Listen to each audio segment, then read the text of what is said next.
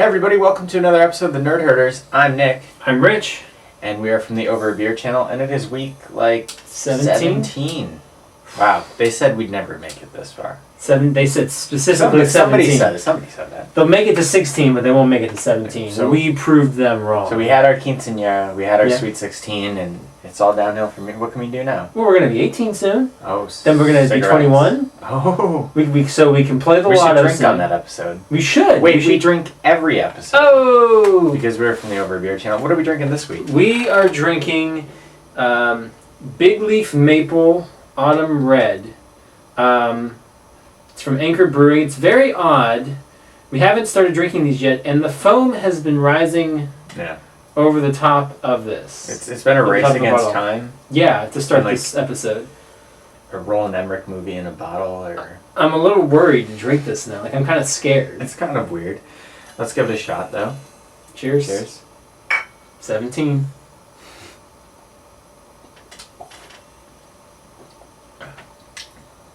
It's not bad. There's a little bit of maple in there. A real autumn red. I'm not sure what the foam is doing, but... What does that say about custom guitars? What? Today, artisans handcraft its wood and burl into custom guitars. I don't know, they use the same wood that the guitars handcraft its wood and burl. Well, this is exciting. In autumn, the huge... Whatever. It's a story. Big Leaf Maple. Yes. From Anchor Brewing. Yeah. Not a bad choice. Autumn red. I'm a fan of reds. Yeah. And in autumn? Yeah. It's not really autumn. It's very anymore. appropriate. Yeah, because we're in the middle of January. winter. A very cold week in Orlando, Florida. Yeah, we don't get many of these. So it kind of feels. I got a long sleeve on today. That's true. I don't. He doesn't. I don't own anymore. Though. Why would I? All right. So, if it's your first time watching the show every day during the week, at least Monday through Thursday, sometimes Fridays, sometimes other special events, we provide daily content. And we always start off the week with some news, but I think we should lead off the week maybe with some unfortunate news before we get to our top. We've had a lot of unfortunate news recently. Yeah. I'm counting 3. I don't know if there's any I'm forgetting. Well, the fourth would be that we don't have a YouTube URL yet. Well, there's that, but yeah, we do have some very... On a more serious note, we do have... stuff to address. Some sad news in the past, week. It's been a week, I think. Yeah, I mean, by the time they're watching this, but I mean, from when we're recording it, it's been within the week. The last one we're going to talk about just happened today. It was announced this morning. First on the list, passing of Angus Scrimm, who played the tall man in Phantasm. Big kind of horror icon if you are kind of in that genre and in that community. And if you're not, but you like one thing that we always talk about, Star Wars. Yeah. Captain Phasma was literally named in honor of that movie. It's true. And it's J.J. Abrams' favorite movie. So, if you haven't seen Phantasm, you should go see Phantasm. Yes. But next on the list is a little bit more well known, not just in movies, but in probably life. More than a little bit. More than a little bit. We lost David Bowie to cancer. That one was tough to wake up to. It really was. What was it, Tuesday of this week? Tuesday morning? Yeah, it was... The Golden Globes had been the night before. So it was Monday. Because the Golden Globes were Sunday. Golden Globes were on Sunday. Yeah, it was shocking. I mean, I had read things, it seems like a year and a half ago, that there were rumors that he was really sick. And then he put out an album, and he just had another album literally just come out. And so... the day of his... Basically, he passed away. They announced it was...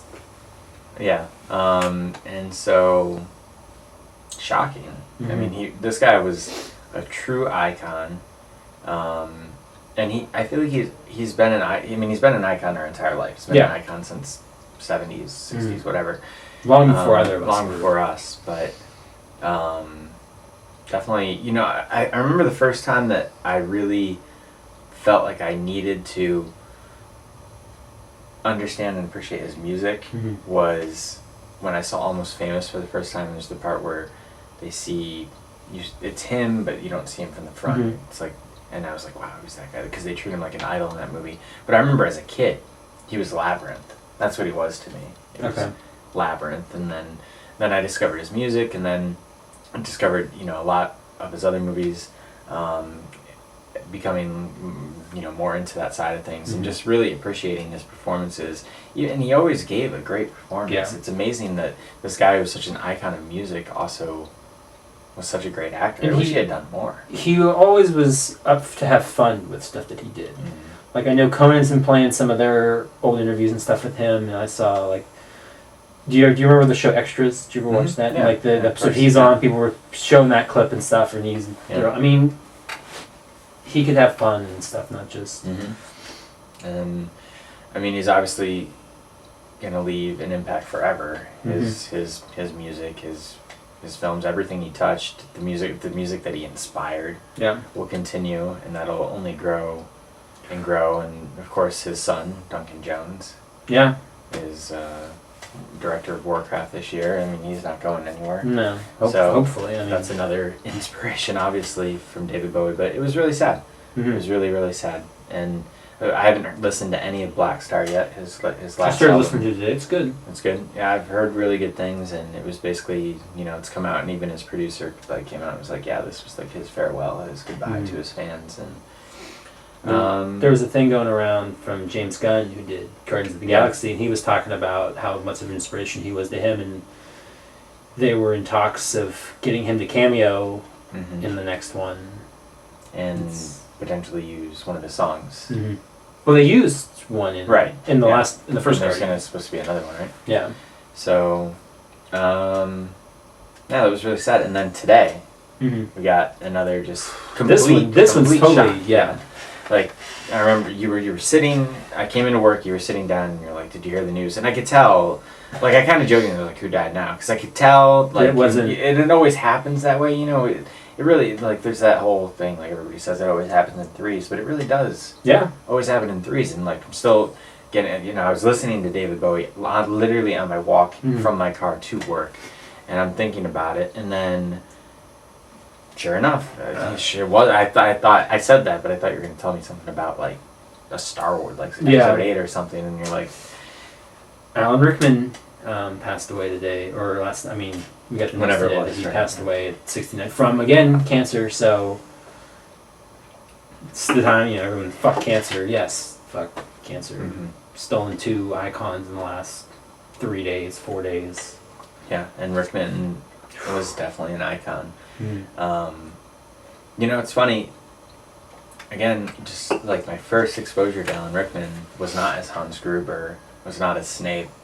It was, to me, a movie that probably isn't all that great, but I watched it so much as a kid, was the Kevin Costner Robin Hood. He was the sheriff of Nottingham.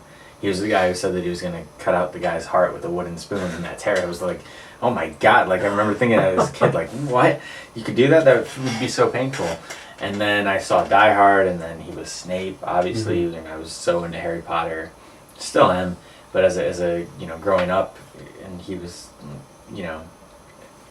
Galaxy Quest and Love Actually and everything else that he did. And he was, you start reading all these things today and about how great of a stage actor he was. And I mean, I never saw that, but I can only imagine.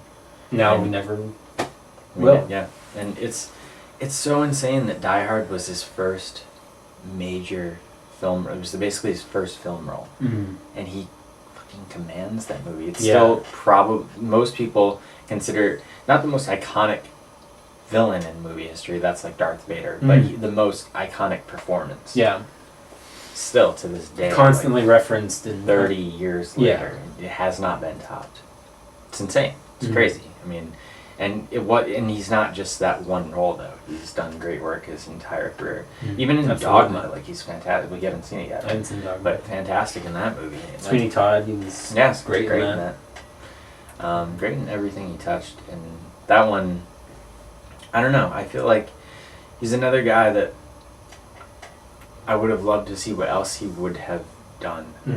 And that's kind of like Bowie was still making, apparently Black Star's great, but I feel like he left such a legacy, and I feel like Rickman could have done I mean, Rickman has a legacy there too. Absolutely. But I almost feel about him like I felt when Philip Seymour Hoffman died. It's like, oh my god, like we lost like another one of the greats handful of truly great performances we'll never see. Yeah. Art. I mean, they made performance art. People Absolutely. like that. Absolutely. It's really sad. It's a sad way to have to start off the week in the show. But we want to, yeah, definitely.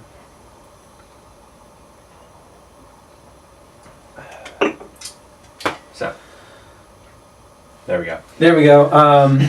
If you are in the Orlando area, Enzian this week is going to be doing a tribute to David Bowie. Every other night for their 9:30 show, they're going to switch between Labyrinth and The Man Who Fell to Earth. Nice. So if you haven't seen either of those, or you want to see both of them on the big screen, they're doing a David Bowie tribute, so it's well worth your time. Both very good movies. Yes. But let's jump into the news. Do it. Going back in. First one on here. I debated on leaving this on the news. This story broke a couple days ago, and there was an update in it today. So the update kind of canceled out the original news stories. So I debated on it, but just in case people have heard the first part and not the second part, a story came out a few days ago that George Miller was no longer going to be making any Mad Max films. The story was he said something along the lines of, I'm done with it. I'm up for seeing what another director might do with the world and the franchise, but I'm out. Which literally 2 days before he had been talking about... Yeah, it contradicts everything I've heard him say. Everything he said since this movie has come out. But then an article came out today as he was misquoted in that one story that he had said a few days prior about, I want to do a small movie before I jump into that. They had misquoted him and took it as, I'm done with Mad Max. So how do they get to the point where he's saying, it'd be interesting to see what other filmmaker would do with it, though? Well, I remember a long time ago he talked about that. Oh, okay. So I think that might have been where that... he's also said that in Like the he's past. talked about that in the past, so that might have been where that had come from. I wish I'd written down the source, but I didn't. So if you've heard the rumor of George Miller not doing any more Mad Max, don't worry. They're assuming... It's gonna be... I can imagine it'd be kind of almost like a daunting thing to follow Fury Road. Yeah. Like, where do you go? But, I mean, and we're going to talk about the Oscar nominations, not to bury the lead, but, like, the movie was so well received. He's up for Best Direction. He was up for Best Picture. It made a lot of money. Like, why wouldn't he want to continue that? Yeah. Why wouldn't Warner Brothers? Like, no one else, Warner Brothers would want to do it. I could understand as him being, okay, he's what, 78? Yeah. He's in his late 70s saying, I've done Fury Road. It's widely acclaimed. Both critics and fans love it. Let me go out on top. that'd be one thing. And I put 20 years into this. I don't want to put another 20 years trying to make... Yeah. But I think that one. he should also, at this point, know, considering the reception and the box office and everything else, he's not going to have the difficult time making the next one that he had making Fury Road. Absolutely. Because Fury Road, and, all power to Warner Brothers for making that movie, especially now they're reaping the dividends of having that faith.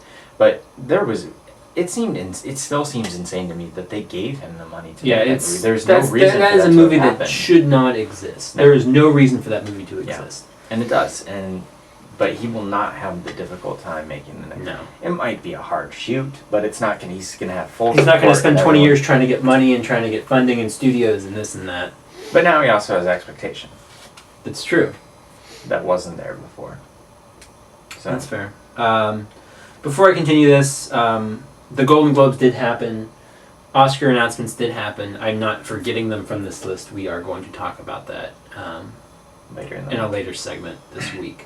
So I don't want you to be like, oh, why didn't you talk about the Golden Globe winners or the Oscar winners? Don't worry, we're going to it's going to be a whole discussion.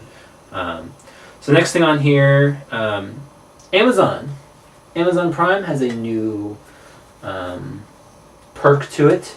They are now giving 20% off pre-order video games and new release video games. So it's very similar to Best Buy's Gamers Club, where if you go and you pre-order or you purchase a game there, you get 20% off any software. The one difference here is it's 20% off pre-orders, and it has to be within the first 2 weeks of the game's release to be considered a new release game to get the 20% off. So if you have Prime, that's just one more little bonus that's added onto it. Now I know you used to have Prime, and then you gave it up.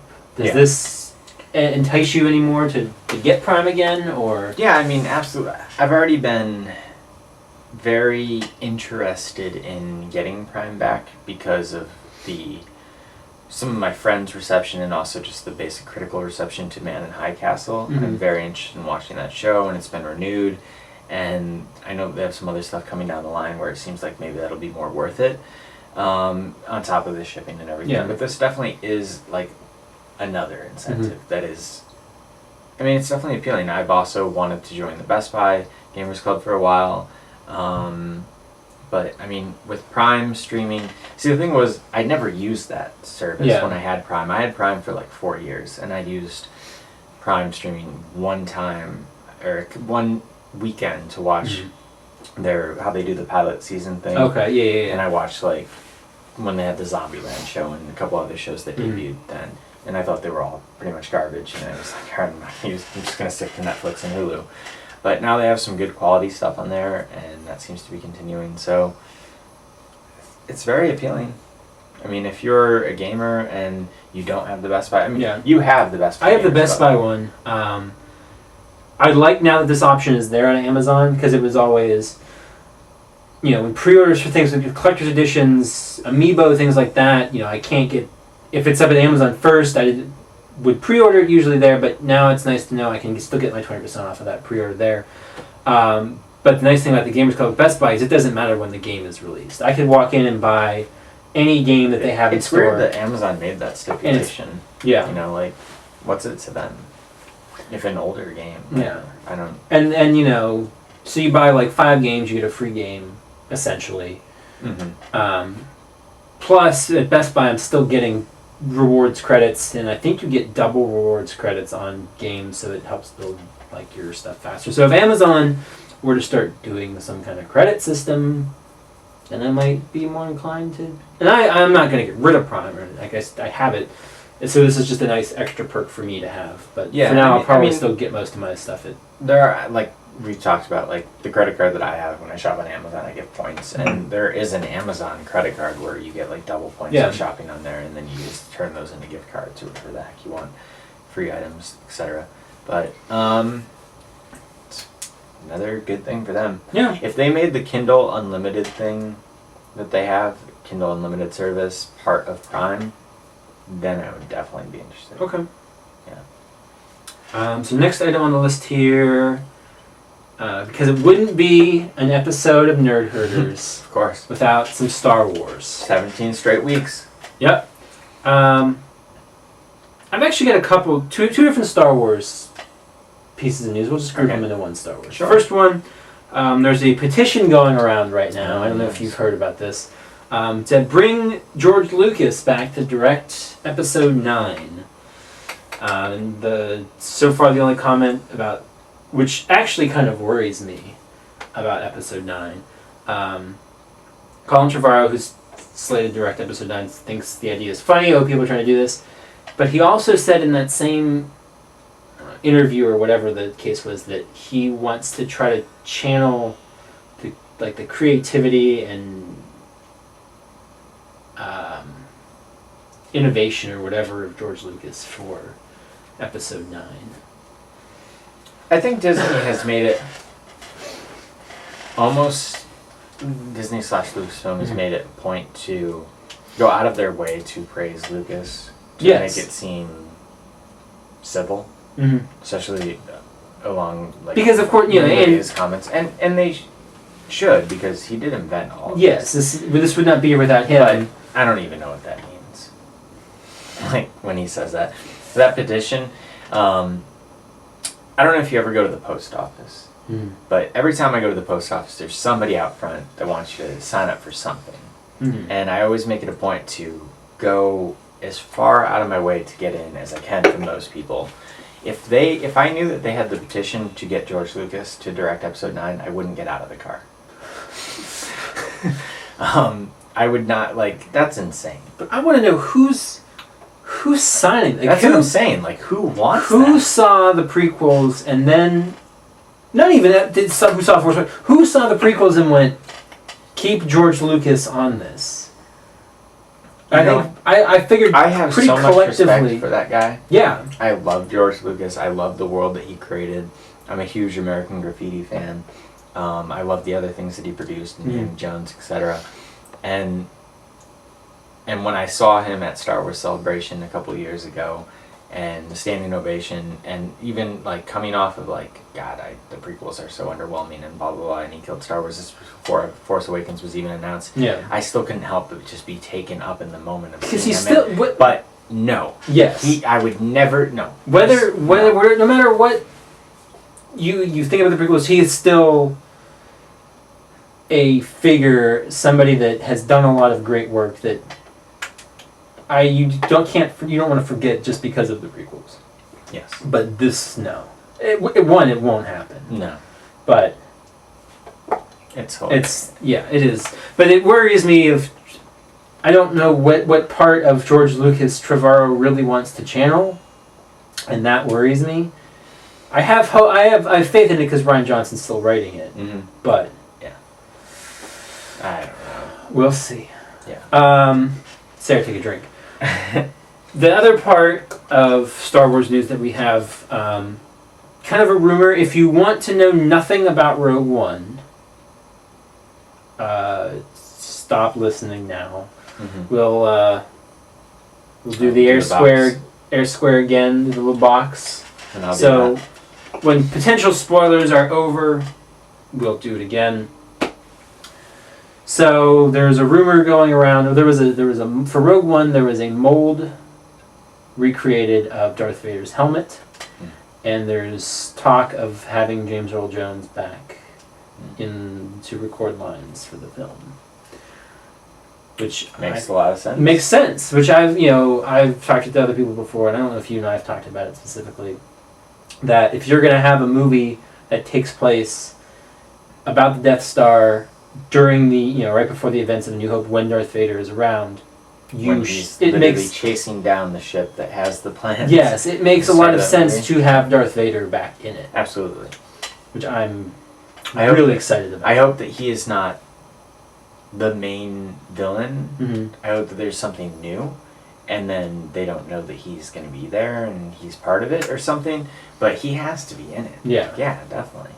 I think that's awesome. And then to be able to say, hey, because people were already concerned about the spin-off films, like, oh, they're just trying to milk it, they're going to do this. But if you say, Darth Vader's back, everybody's going to go. Even people who don't care about The Force Awakens will probably, who like the original, will probably go see it just to see Darth Vader back on screen in a new way. Yeah, I can't wait to start seeing some footage from this movie. I've been thinking about it a lot, because rewatching the original trilogy before Force Awakens, and it was excellent seeing so much more practical effects used in Force Awakens. But I really hope that there's even more of that in Rogue One, because if it takes place, theoretically the ending of that movie is going to take place minutes before the start of A New Hope. I hope it even feels more like the original trilogy. It feels like a natural, just like... Well, it looks great. If you look at that first cast photo, it looks dark and gritty and dirty. Which is different, and it should be different, but I just hope that it has some of that same vibe of A New Hope, where it's like, oh wow, feels real, because if they didn't have the money to do anything else. I can't wait to start seeing some stuff. And there's another character that we might see in that movie too, right? Are you going to talk about that? Which one are you talking? You go ahead and talk, because I'm not sure which one you're talking about. So there was... Variety put out a report of the short list of young Han Solo actors. That's right. For the Han Solo spin-off of him younger, Han Solo, whatever that means. And part of the short list was they also are being told that whoever it is will have a cameo in Rogue One to introduce them. So Han Solo might somehow fit into the story. Which I don't know how. Minimally. They come across him, and I guess. Because, they bump into him. Part of the explanation is, original explanation of this movie was, it was smugglers and the Rebel Alliance coming together to do this. So he might be like, maybe it's even a quick thing, like when in X-Men First Class when they try and recruit Wolverine. He's like, just fuck you. Yeah. And then he's like, no, I'm not interested. Maybe it's something See, that quick would like be that. something fun, but as long as I don't want it to play too much with sort of the... No, he can't be there to help get the plans. Yeah. I think it would be a true cameo. Him and Chewie in a bar. Yeah. He's in what we see, the black vest and the white Mhm. and the pants and the blaster. And it's like, oh, that's Han Solo. And everybody would be like, that's Han Solo? Yeah. And then, that's going to be... You have like a moment like him. in kind of Force Awakens, suppose, in Maz Cantina, where someone calls him out and everyone's like, oh shit, Han Solo's here. Yeah. Something like that, yeah. So, God, Rogue One stuff should really start ratcheting up soon. I can't wait. I'm excited. So, spoilers over. Air Square, waving the arms. Safe to listen. Welcome back. Welcome back. If you muted us for the spoilers, next up on here, it's kind of interesting. Sony attempted to make a copyright for the term "Let's Play," and so far they have been denied. I think it's still. I don't think they've totally shut out, but like whatever the original request has been denied.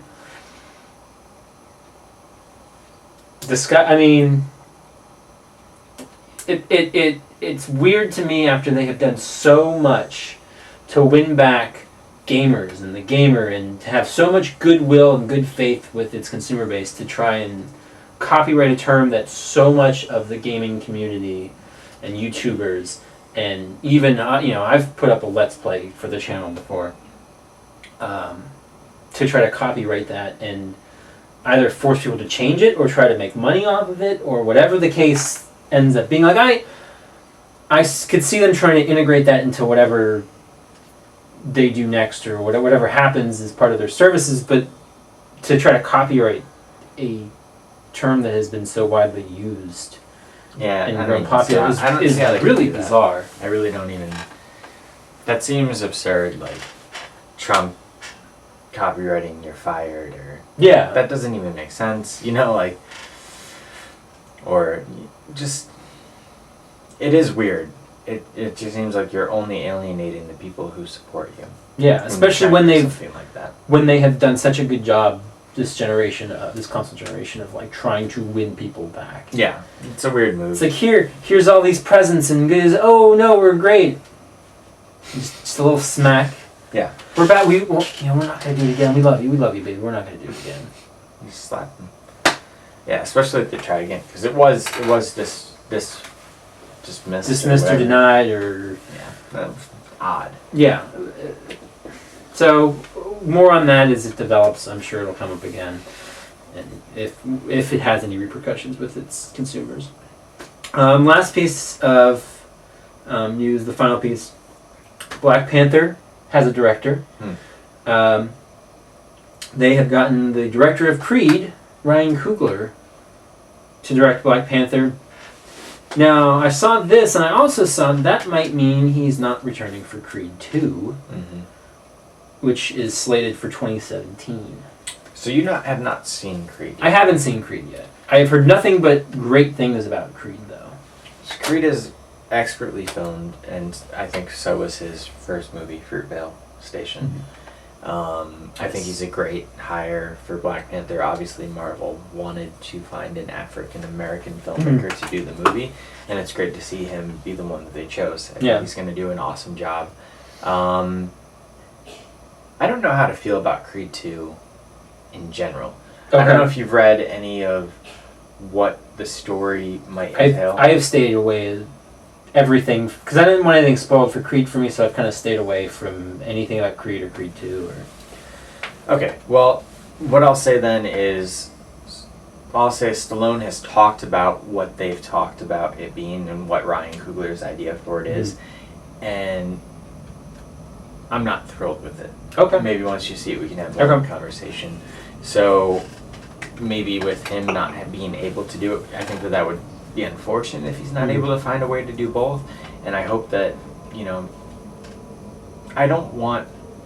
Creed is so good, and it's up for a lot of awards and all of this. It would be a shame to see the Creed movies kind of go the way of the Rocky movies. Yeah. To be the first Rocky is so well respected, and they kind of become dwindling as they go along. I'll say that. I don't want that to happen. It'd be great if it was another great story. Sure. I think that he'd be the one that could take it there, but if another filmmaker got the chance, that might not be the worst thing either. We'll see. I mean, but I think he's going to be great for Black Panther. Well, that was going to be my next question, because I've seen Fruitvale Station. I love Fruitvale Station. Speaking of, it definitely has a much different, sensibility to it than a superhero film. Like, it zero similarities. Yeah. For the most part. Having seen that and then having seen Creed, do you see kind of his just style translating well to something like Black? Again, we don't even know what the story of Black Panther is going to be. So. Fruitvale. The thing about Fruitvale was it felt very real. Yes. As does Creed. There's a lot of handheld usage, but I think you've heard it, or I might have even talked about it when I talked about the movie. There's a pretty famous scene in Creed. One of the fight scenes is a continuous shot, and it's really awesomely filmed, and you have to imagine that you try and top that in a long continuous take in a Marvel movie. They kind of had that in the Avengers, the first one. Yeah. But something like that, and just I think the realism that he'd bring to it would be a lot different. Help kind of ground. Yeah, definitely. Okay. I wonder if he'll bring Michael B. in somehow. That would be Jordan. Obviously, Black Panther T'Challa has already been cast, but there are definitely other roles in the movie. It'd be interesting to see him be like a villain. I know Andy Serkis is going to be one of the villains. Oh, really? His character from Ultron. That's right. Yeah, I forgot he was in Ultron. Yeah. So that was like setting up Wakanda in that movie and him being there. So he's supposed to be in it, but yeah, definitely. Yeah. It's cool to see that he went from Fruitvale, super low budget, well acclaimed, Creed, higher profile but still really small. Yeah. Broke out, and now he's getting Absolutely. a chance that honestly very few ethnic directors have gotten. And we're seeing more of it. F. Gary Gray is now doing Fast and Furious 8, and now him, and it seems like every project has tried to get Ava DuVernay to be part of, including Black Panther. But I think even Kathleen Kennedy was like, she's a great director. Wouldn't oppose her doing a Star Wars movie, that type of thing. So there's a lot of cool stuff happening in Hollywood. There's some not so cool stuff happening that we might talk about later in the week. Yeah. When it comes to ethnics, different stuff like that. So yeah. But that's it. That's our news. That's the top 5. It's our top 5. Flew by. All right. Well, what did we miss? What didn't we talk about? Again, we're going to talk about the Oscars and stuff like that. We didn't miss it. Later on in the week. Stay tuned for that. But you can tweet at us. What did you think of these stories? Are you excited for Coogler doing it? Are you mad at Sony for trying to copyright Let's Play? That's ridiculous. What do you want out of Rogue One? All that stuff. You can tweet at us. I'm at Stonks. I'm at Rich Belson. Our channel has a Twitter at OABeer_official. You can also find us on Facebook at facebook.com/overabeer. If you'd like to email us, you can email us at overabeerofficial@gmail.com. If you want to find us on YouTube, you can find us at. We don't have a YouTube URL yet. We need your help to do that. We need 100 subscribers. I believe we're up to 31. I think at the time of this recording. So please, if you like these videos, share them with your friends. Subscribe to our channel. Once we hit those 100 subscribers, we can make a custom YouTube URL to give you guys. I think that's going to do it for today. We'll see you guys next time.